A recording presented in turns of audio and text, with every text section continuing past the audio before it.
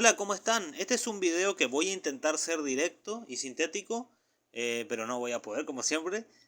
A unos comentarios que dejó en mi último video, que es este que están viendo, sobre el catolicismo no es plenamente racional, el amigo Marcelo Espana 7635, así es el nombre de usuario, pero es Marcelo España. No sé por qué en la nomenclatura de su nombre de usuario, con su arroba y todo eso, no está la ñ, sino que está la n. Quizás justamente porque no tiene la ñ en el sistema de YouTube. No, la verdad no lo sabía. Pero bueno, porque la ñ solamente está en español y debe tener la jerga inglesa. Bueno, no solamente en el español, creo que también está presente en el asturiano y en el gallego. Creo que no en el portugués, lo cual es una de las pocas diferencias que existen entre los dos. Por una cuestión geográfica, ustedes recuerdan que Castilla está muy cerca, lo que era aquella donde empezó la Reconquista, está muy cerca geográficamente de lo que hoy es Galicia y de lo que hoy es Asturias. Así que bueno, seguramente habrán tenido influencia de eso. Y también, bueno, muchas lenguas indígenas, al construir su gramática, tuvieron mucha influencia del español y muchas tienen presente la ñ en su gramática. Y creo que también el idioma de los filipinos, el tágalo, también cuenta con la ñ entre sus letras, ¿no? En su abecedario, en su alfabeto. Pero bien, para no irnos de tema, voy a ir leyendo y contestando al amigo Marcelo, que ha redactado un muy interesante comentario, así que vamos al punto. Dice él: objeción sobre el amor cristiano y los conflictos bélicos. Punto. No significa que ante cualquier cosa que suceda deba responder con besos y abrazos. Si hay conflictos bélicos, es lícito defenderse, dice Marcelo, como en el caso de las cruzadas. Bueno, vamos a entrar a aplicar esto. ¿En qué contexto hace este comentario Marcelo? Lo que ocurre es que yo en el video estaba respondiendo a otro video, que a su vez era respuesta a un video anterior mío, y etcétera. Hay toda una sucesión de videos anteriores.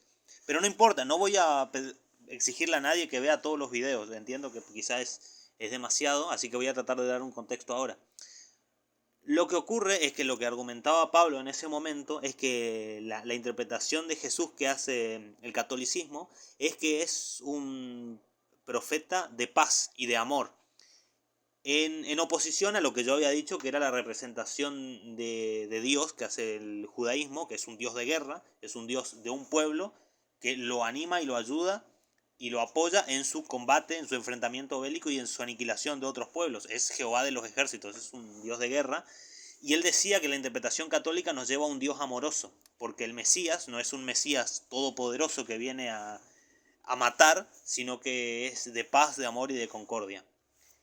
Eso es lo que argumentaba Pablo, a lo que yo le respondía que, si bien eso es cierto en la interpretación teológica, en la historia vemos que el catolicismo, como toda religión, se ha construido dialécticamente y en algunos casos bélicamente, en oposición y en contradicción a otras religiones. Mencioné el caso del Islam, bueno, si nos vamos a Roma, menciono el caso de las invasiones germánicas y posteriormente menciono el caso del protestantismo con la Contrarreforma y todo ese movimiento. A eso me refería yo. Este es el contexto en el cual comenta esto Marcelo. Lo cual él interpreta como que yo estoy diciendo que al decir que es un Dios amoroso necesariamente tiene que dejarse aniquilar y no responder. No me refiero a eso. No, en principio porque yo nunca le pediría eso a nadie. Yo soy materialista, así que no puedo exigirse tal cosa, ¿no? Creo que la confrontación bélica es una realidad histórica. Lo que estoy diciendo es que esto contradice de facto la interpretación de que el Dios católico es puro amor, ¿no es cierto? Y que necesariamente incluye y no se opone a otros, con lo cual con lo que no coincido, porque creo que se construye dialécticamente. A eso me refería. Después está el caso que da como ejemplo el caso de las cruzadas. Yo no sé si es el mejor ejemplo, porque eso depende mucho de a quién le preguntes. A ver, con el tema de las cruzadas.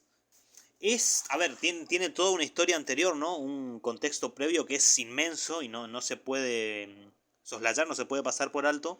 Pero esencialmente lo que conocemos como las cruzadas comienza o da su inicio, por lo menos simbólicamente queda eso en la historia, en el concilio de Clermont, en el 1095, con el Papa Urbano II, y está esa famosa frase, ¿no? Que todos lo conocen: Dios lo quiere, o Dios así lo quiere, o Dios así lo manda, ¿no? Deus vult, que se ha interpretado y reinterpretado a lo largo de la historia, y muchos lo han llevado obviamente a su propio molino ideológico para alimentar sus aguas personales, pero bueno, no vamos a entrar en eso. Y ahí dan comienzo a lo que se conocen como las cruzadas, que son esas campañas bélicas para la recuperación, y utilizan esa palabra, ¿no es cierto?, desde la interpretación cristiana, de lo que era Jerusalén en ese momento en manos de los turcos. Que, bueno, turcos ya en ese momento convertidos al Islam, recordemos.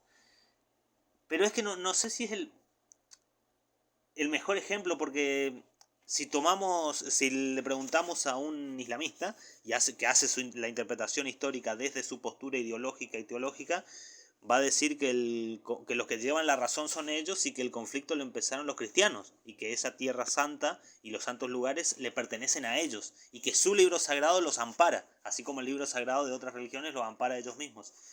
No me parece que sea el mejor ejemplo, pero entiendo cuál es la línea de razonamiento que menciona Marcelo. No sé si es el mejor ejemplo, como digo, pero pasa que el tema de las cruzadas no vamos a ponernos a hablar de eso porque es muy largo y estoy tratando de ser sintético. Pero entiendo, reitero el concepto, entiendo la línea de pensamiento, pero no me parece que sea el mejor ejemplo. De hecho, continúa Marcelo en su comentario, dice, si algo atenta contra la fe, la vida y la verdad, es lícito defenderla. Bueno, acá no vamos a estar tan de acuerdo. Coincido con el espíritu de lo que intenta afirmar, pero hay un problema. Cuando dice, si algo atenta contra la fe, es lícito defenderla. En el contexto de lo que estamos hablando es defenderla bélicamente, es decir, a través de la violencia, de las armas, por defender la fe. A ver, yo entiendo que cuando hablamos de fe estamos hablando de una forma de entender a Dios y de una forma de concebir la sociedad. Entonces, claro, estás defendiendo bélicamente la naturaleza de tu sociedad política, entiendo eso, ¿no? Que si se ve sobrepasada o subyugada por otra fe, que te un pueblo con otras armas que vence en el campo de batalla, lo que hace es destruirse, deshacerse y diluirse en la lógica de la fe del adversario, ¿no es cierto? El que ha triunfado bélicamente. No olvidemos nunca que la paz es solamente el orden impuesto por el vencedor. Que es tanto orden en cuanto el poder siga siendo primal en aquel que ha vencido. Pero fíjense, defender la verdad. Fíjense que este es un subjetivema de parte de Marcelo, que lo hace, obviamente, y con toda razón, y está bien que lo haga, desde su propio marco teológico, desde su propia ideología y desde su propia religión. Como lo hacen todos, no tiene nada de malo. Pero claro, hablar de defender bélicamente la fe o la verdad da pie a cualquiera que se sienta ofendido en su fe o en su verdad, en su interpretación, a comenzar una yihad, una guerra santa. Y eso es de una peligrosidad extrema, porque no todos tienen este Dios de amor, Marcelo. Hay otros dioses que también se sienten ofendidos y que también hay creyentes en esos dioses que ven perturbada su fe y su verdad por algo que atenta contra ellos, que puede ser, es una interpretación absolutamente voluble, inconsistente, a veces irracional, dependiendo del interlocutor. Entonces, bueno, no coincido con eso. De hecho, y tampoco quise salvar el tercer término, que es lo de defender la vida. Porque, claro, tampoco, yo entiendo que precisamente te referís a la vida humana de mi pueblo. Entiendo que te referís a eso.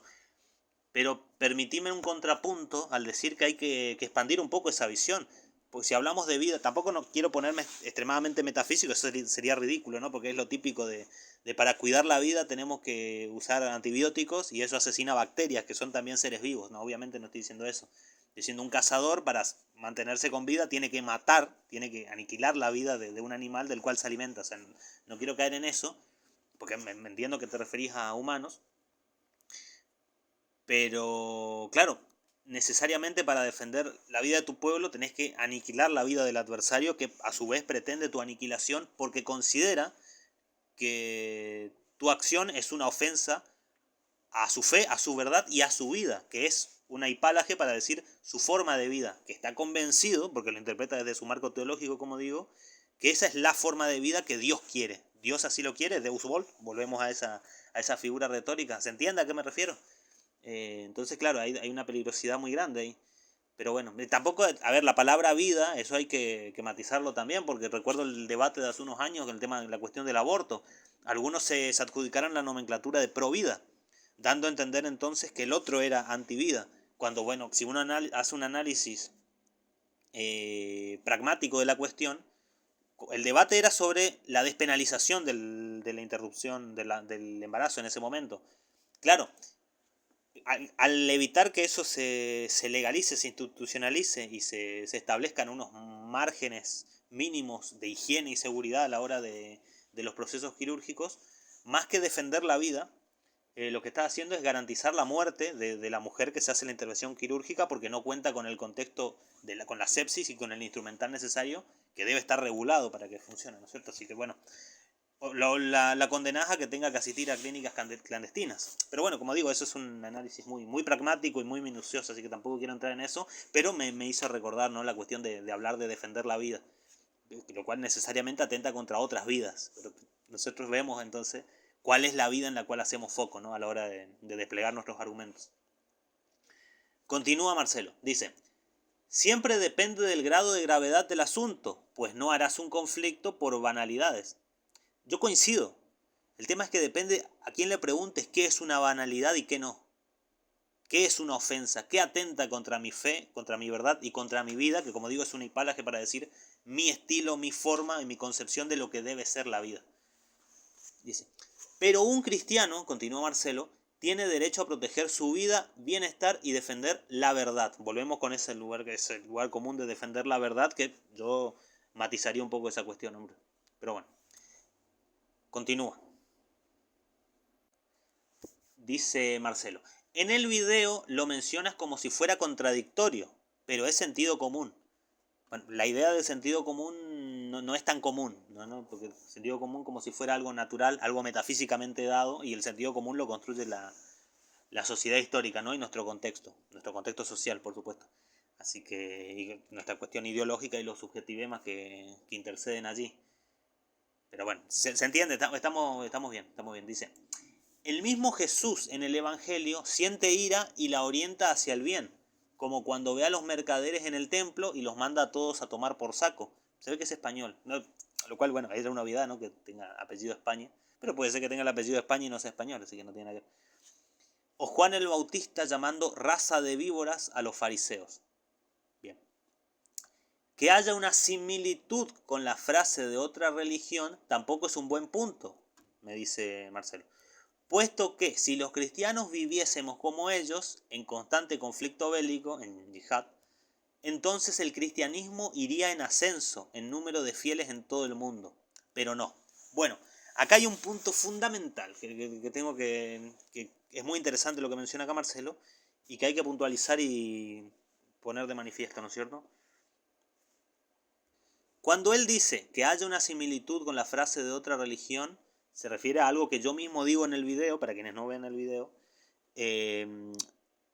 Yo lo que digo es que este razonamiento que en ese momento proponía Pablo, dentro del cual la acción ofensiva, la acción bélica, es una defensa o se interpreta como una defensa de la propia vida, de la propia existencia, es un argumento que también usa el sionismo para decir cualquiera que no esté de acuerdo con lo que yo propongo, que en mi caso es la expansión territorial eh, interminable, es alguien que atenta contra mi existencia.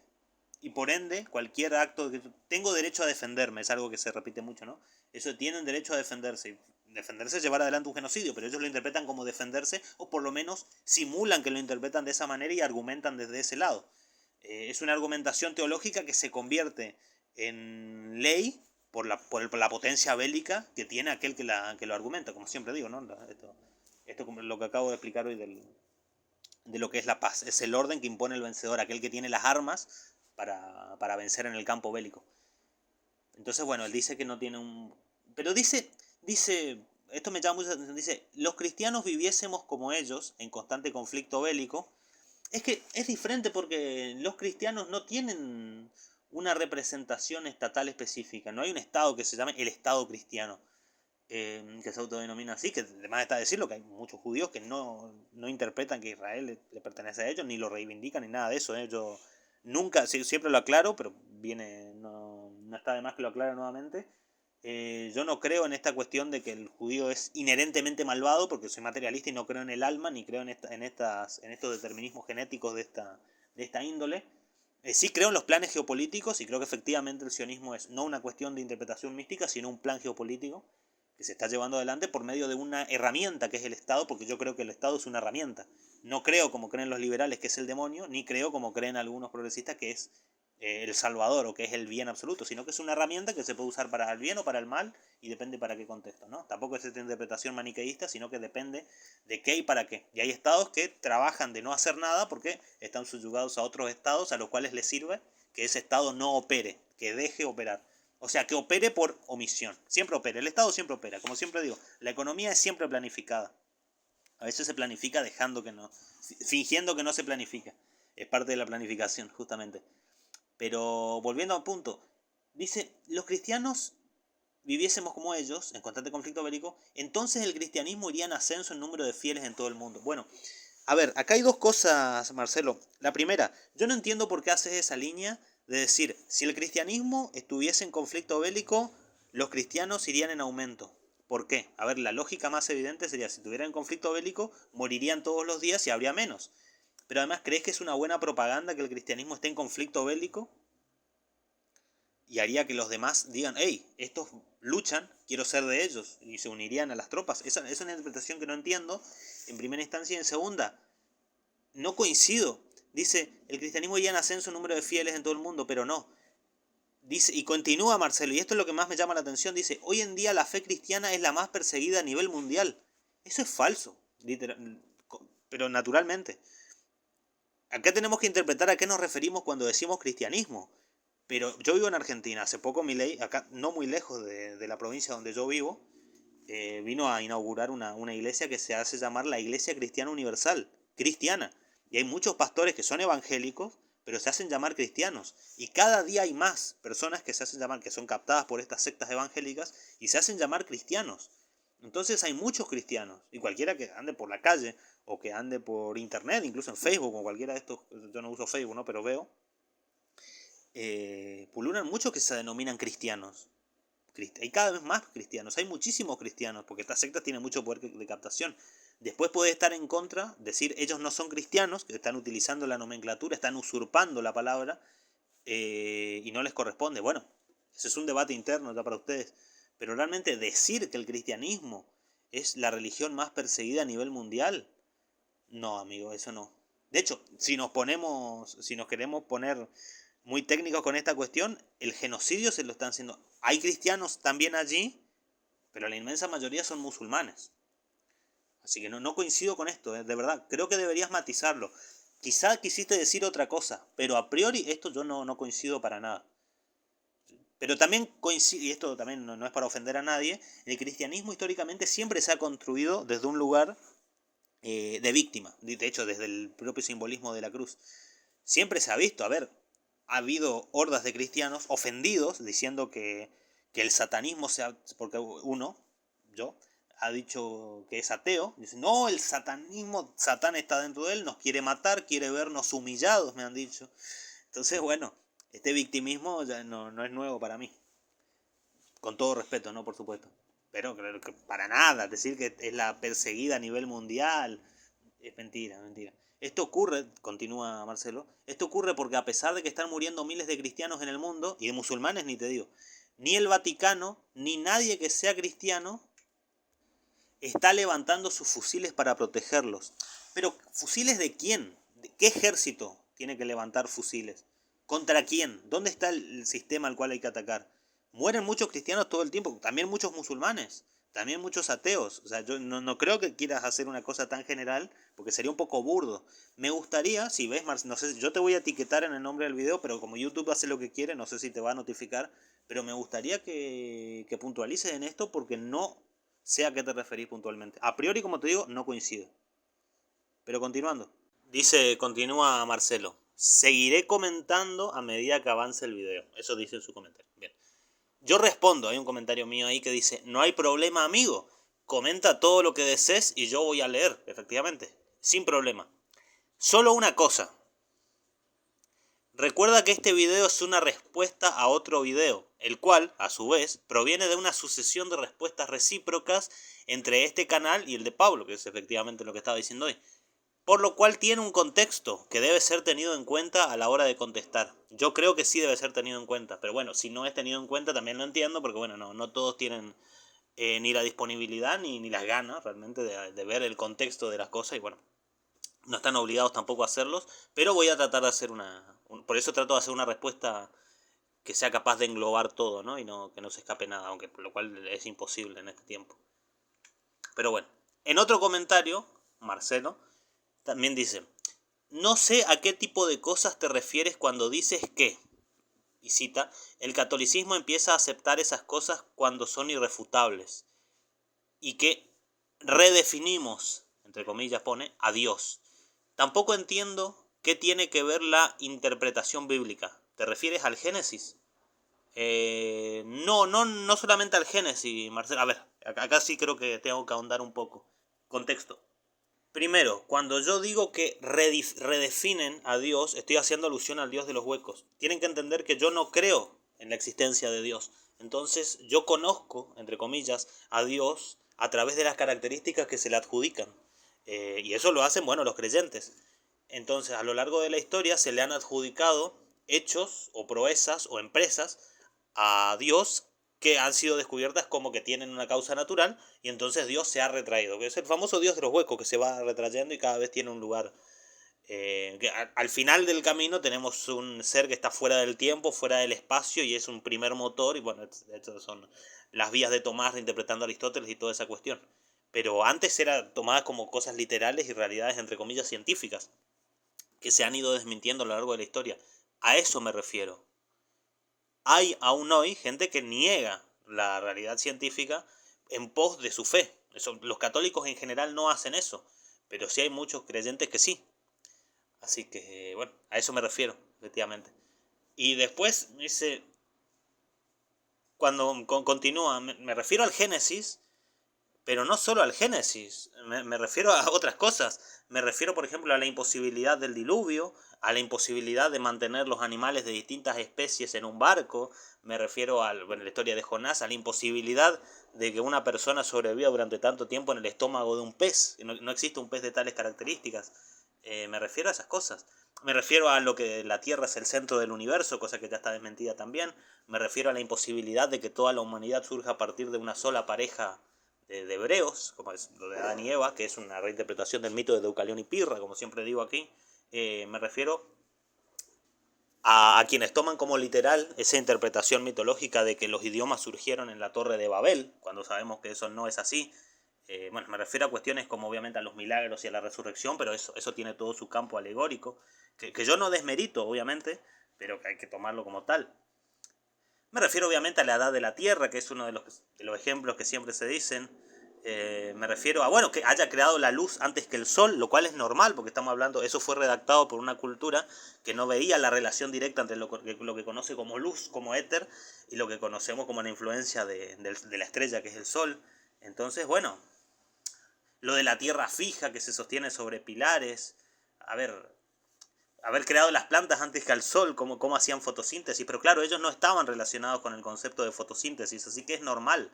Que haya dicho que la langosta era un insecto, ¿no? Que los murciélagos son aves, cosas así. Que está bien, no tiene nada de malo, pero el problema es que si lo interpreta de forma literal, en algunos contextos, y eso es indefendible. A eso me refiero, que con el pasar del tiempo se ha ido retrayendo, a esto yo llamo reinterpretar a Dios, porque reitero el concepto, yo no creo en Dios, entonces conozco a Dios mediante las características que se le adjudican, y esas se han ido limitando cada vez más. A eso me refiero, Marcelo. Continúa Marcelo, me dice: me parece bien que pienses que no es plenamente racional la fe católica. Claro. Pero sería aún mejor si pudiera ser más exacto. Bueno, lo he sido puntualizando algunas cosas. Porque continúa Marcelo y dice: me parece que merodeas en temas muy interesantes, pero no terminas de desarrollar ni uno. No, obviamente no voy a profundizar en una cosa específica. De todas las que mencioné, daría para un video de media hora cada uno de los temas. En serio, y entrar en cuestiones de geología, entrar en cuestiones de biología, entrar en cuestiones de biogénesis, entrar en todas esas cuestiones, entrar en cuestiones de astrofísica, etcétera, que no tengo problema, puedo entrar. Pero te imaginarás que sería un video de más de 3-4 horas. Que yo no tengo problema, ¿no? Pero sería inmirable.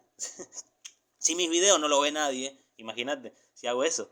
No pidas eso, por favor. Pero bueno, creo que la enumeración que hice, la yuxtaposición somera que acabo de hacer, creo que se entiende, ¿no? Dice: por otro lado, creo que estará bien señalar por ahora que para la Iglesia católica se refiere, para la Iglesia, Hay que definir a qué iglesia nos referimos, ¿no? Pero dice, para la iglesia no debería significar un problema cambiar de opinión, pone entre comillas, o reformular ciertas creencias que ahora son más comprensibles con el avance de la tecnología y ciencia, como el origen y desarrollo del cosmos, por ejemplo. Totalmente. Esto es una de las cosas que tiene, y lo he mencionado ya, además de otras cosas que tiene, la iglesia católica, que no han tenido otras iglesias. Que efectivamente han tomado la realidad científica y la han sabido interpretar desde su teología sin necesidad de cambiarlo o ponerla en disputa. O de decir que eso era un sacrilegio o algo por el estilo. Eso es total. Dice, es intelectualmente honesto enseñar este tipo de cosas en lugar de mantenerse duro ante una verdad. Esto último sí sería contradictorio. Bueno, sí, eso hacen mucho los protestantes, muchísimo, ¿no? Sí. Porque el pensamiento místico, como ya he dicho muchas veces en este mismo canal, el pensamiento místico, que no necesariamente es el pensamiento religioso, porque esto siempre... A ver, el debate de la antagonía, de la dialéctica entre ciencia y religión, muchas veces se da desde un lugar de maniqueísmo, en el cual la ciencia es irrefutable, como si fuera que existe una sola ciencia, cuando en realidad hay muchas ciencias, muchos campos de estudio que se contradicen entre sí y que a lo largo del tiempo han ido refutándose paulatinamente. Y que la religión es siempre superstición, cosa con la que yo no coincido, porque primero hay que decir a qué religión nos referimos para ver a qué supersticiones nos referimos. Y una religión que se impone sobre otra niega muchas supersticiones previas e establece supersticiones nuevas. Y la ciencia también tiene supersticiones. Hay casos en los cuales la ciencia ha trabajado con supersticiones y que todavía hoy se mantienen. Un ejemplo clásico que siempre menciono es la mecánica clásica newtoniana. La usamos en nuestro día a día, pero sabemos que eso no es necesariamente la realidad toda, porque hay un montón de cosas que son parte de la realidad que la mecánica clásica ignora. Pero como para su campo específico es útil, funciona de igual manera. La fiabilidad no tiene nada que ver con la realidad absoluta. Pero bueno, estas son cuestiones un poco complejas, pero sí coincido. Dice, es intelectualmente honesto enseñar este tipo de cosas en lugar de mantenerse duros ante una verdad. Esto último sí tiene contradictorio. En lo que la iglesia, según mi perspectiva, continúa Marcelo, nunca debe cambiar es en dogmas y en todo aquello relacionado a la moral. Es que la iglesia ha cambiado mucho, sobre todo la católica, ha cambiado muchísimo en lo moral también, Marcelo. Muchísimo. Eh, ya no creen ustedes, imagino, que una mujer violada está obligada a casarse con su violador. Ni tampoco creo que consideren que la esclavitud es buena. Así tampoco creo que crean que es buena idea masacrar al pueblo enemigo porque tiene otra religión. Así que no sé, eso también habría que matizar un poco. Dice, esto no es un hombre de paja, es una opinión. No sé por qué hace esa aclaración, yo a él nunca le acusé de usar hombres de paja. Eso se lo hice a otro usuario al cual le voy a contestar en su tiempo, pero ya le contesté en su momento a Eric y ni vio el video, así que no sé si realmente está tan interesado. Yo la verdad creo que últimamente es bastante deshonesto, más que una cuestión de diferencias ideológicas. Pero bueno, para cerrar el tema con Marcelo, España. También tengo que decir que obviamente no pretendo ser lineal en esto, porque entiendo que lo que conocemos como catolicismo es la reinterpretación de Occidente de la mitología hebrea. No es seguir a rajatabla los textos bíblicos.